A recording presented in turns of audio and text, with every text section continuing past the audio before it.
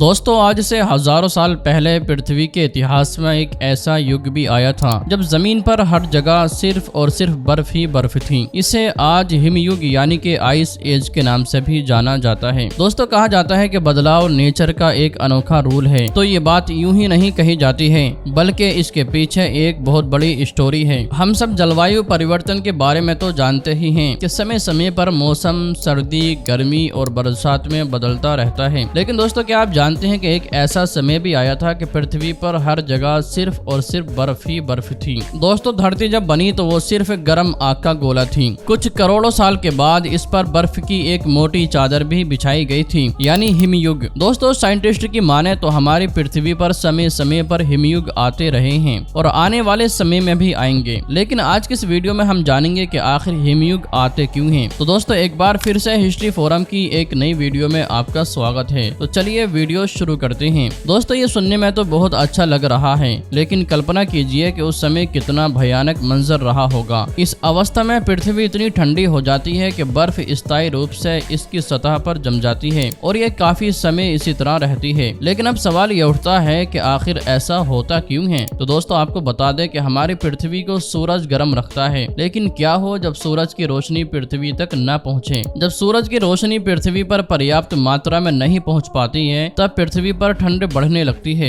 ये बात तो हम सब जानते हैं कि पृथ्वी सूरज के चारों ओर चक्कर लगाती है और इसकी ये जगह बदलती रहती है, लेकिन एक वक्त ऐसा आता है कि पृथ्वी सूरज के एक ऐसे एंगल में पहुंच जाती है जहां सूरज की रोशनी पृथ्वी तक नहीं पहुंच पाती और इसी वजह पृथ्वी पर हिमयुग का आगमन होता है। चारों तरफ बहुत ही ज्यादा ठंड पड़ने लगती है और इसी वजह से जीवों को अपना जीवन जीना बहुत मुश्किल हो जाता है और प्रजातियां विलुप्त होने लगती हैं। दोस्तों अगर वैज्ञानिकों की माने तो इंडियन सबकॉन्टिनेंट का हिस्सा बर्फ से नहीं ढका था, क्योंकि यहाँ का वातावरण बहुत ही ज्यादा गर्म था, लेकिन हिमालय की चोटियां बर्फ से की हुई थीं। लेकिन दोस्तों भले ही इंडियन सबकॉन्टिनेंट बर्फ से न ढका हो, लेकिन यहाँ उस वक्त बहुत ज्यादा बारिश होती थी जिसकी वजह से हर जगह पानी ही पानी था। उस दौर में भारत में बहुत सारे जीवों की प्रजातियां सरवाइव करती थीं, जिनमें से कुछ विलुप्त हो गयी। यानी कि दोस्तों हम ये कह सकते हैं कि आज के जीवों के पूर्वजों ने खतरनाक तूफान का सामना किया है। नंबर 1, एशियाई सीधे दांत वाला हाथी। असल में दोस्तों ये एक हाथी की प्रजाति थी जो कि प्लेस्टोसिन के दौरान यूरोप में निवास करती थी। हालांकि ये ध्यान रखना जरूरी है कि प्रजाति एशिया तक ही मौजूद नहीं थी। ये प्रजाति यूरोप और एशिया के कुछ हिस्सों में शामिल थी। ये प्रजाति आज से लगभग 11,000 साल पहले विलुप्त हो गई, जिसमें जलवायु परिवर्तन और मानव शिकार का हाथ बताया जाता है। दोस्तों इन हाथियों को आज के समय के हाथियों का पूर्वज कहा जाता है, लेकिन इन एलिफेंट की जिस्मानी बनावट मौजूद समय के हाथियों से बिल्कुल अलग थी। ये हाथी लगभग 17 फीट लंबे हुआ करते थे और इनका वजन 12,000 किलो तक होता था। अब आप इस बात से कल्पना कर सकते हैं कि यह हाथी कितने विशालकाय होते थे। भारत में इन हाथियों के अलावा भी हाथियों की और भी प्रजातियां रहती थीं। उन्हीं में से एक का नाम है स्टेगोडोन। स्टेगोडोन जीवन डायवर्सिटी का बहुत ही अच्छा एग्जाम्पल है, जो कि एक समय में पृथ्वी पर मौजूद था। यह हाथी 4 मीटर यानी कि 13 फीट ऊंचे होते थे। स्टेगोडोन के दांत 10 फीट लंबे होते थे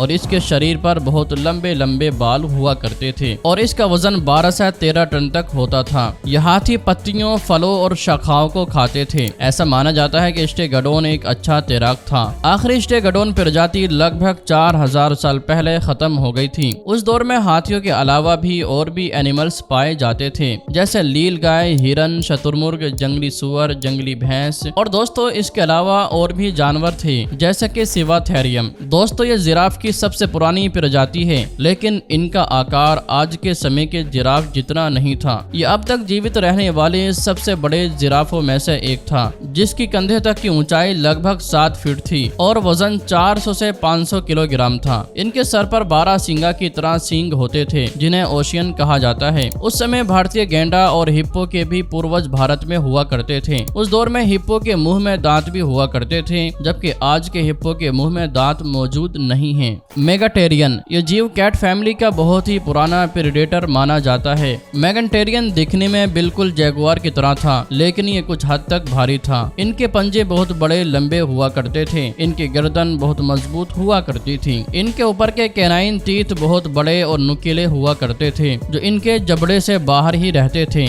इनका वजन 100 से 150 kg केजी तक हुआ करता था। जायंट चीता, इनका आकार आज के चीते जैसा ही होता था, लेकिन ये आज के समय के चीते से बड़े होते थे। इनका वजन 100 केजी से 150 केजी के बीच होता था। इनका शरीर भारी होता था, लेकिन इसके बावजूद ये आज के समय के चीते से तेज भागते थे, जो अपने से बड़े शिकार को मौत की नींद सुला देते थे। इसके अलावा प्राइमेट्स की भी बहुत सी प्रजातियां पाई जाती थीं, जो कि आज के समय की प्राइमेट्स से लगभग सेम ही होती थीं। तो दोस्तों, इन विलुप्त प्रजातियों के बारे में आप क्या राय रखते हैं, हमें कमेंट बॉक्स में जरूर बताएं। फिलहाल आज की इस वीडियो को हम यहीं पर खत्म करते हैं। वीडियो पसंद आने पर ना सिर्फ वीडियो को लाइक करें, बल्कि अपने दोस्तों के साथ जरूर शेयर करें। और इसी तरह की वीडियोस हमेशा देखने के लिए हमारे हिस्ट्री फोरम यूट्यूब चैनल को जरूर सब्सक्राइब करें।